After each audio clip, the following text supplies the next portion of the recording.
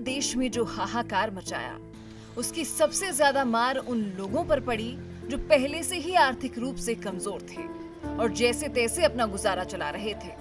Taxi चलाने वाले लोग भी इसी श्रेणी में आते हैं।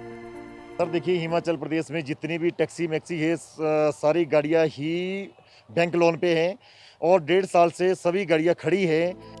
टैक्सी का बिजनेस लोगों की मूवमेंट और पर्यटकों की आवाजाही पर निर्भर करता है, लेकिन लॉकडाउन की ऐसी मार पड़ी कि गुजर बसर करना मुश्किल हो रहा है। वहीं गरीबों की मसीहा बनी सरकार सिर्फ वादे करने तक सीमित रह गई है।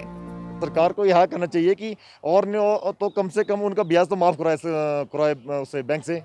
टैक्सी ऑपरेटर्स के पास अपनी गाड़ियों की किश्त भरने तक के पैसे नहीं हैं। किश्त माफ करने की बात तो दूर, सरकार की ओर से रोड और पैसेंजर टैक्स तक भी माफ नहीं किया जा रहा।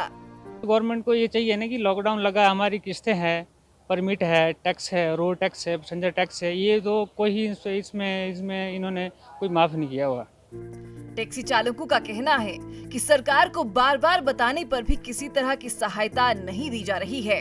हमने पहले भी अपनी समस्याएं कई बार रखी है और फिर हम दोबारा बार बार बोले ठीक नहीं है। देखो यहाँ बिल्कुल भी काम नहीं है हमारे कोरोना काल के बाद ना जी। कोरोना की दूसरी लहर ने एक बार फिर से काम धंधा चौपट कर दिया है।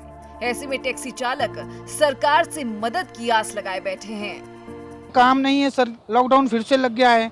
हाँ जी, यही मेरी गुजारिश है सरकार से कि माफ किया जाए थोड़ा। कोरोना काल में टैक्सी व्यवसाय की जो हालत है वो वाकई परेशान करती है। टैक्सी स्टैंड पर खड़ी ये गाड़ियां बयां कर रही हैं कि ना तो गाड़ियों के पहिए दौड़ रहे हैं और ना ही टैक्सी चालकों के घर का गुजारा हो रहा है। अब इन लोगों के पास सरकार से गुहार लगाने के अलावा कोई विकल्प नहीं बचा है। अगर सरकार सुन रही है तो मदद के हाथ आगे बढ़ाने में देर किस बात की। ईटीवी भारत के लिए शिमला से राजेंद्र शर्मा की रिपोर्ट।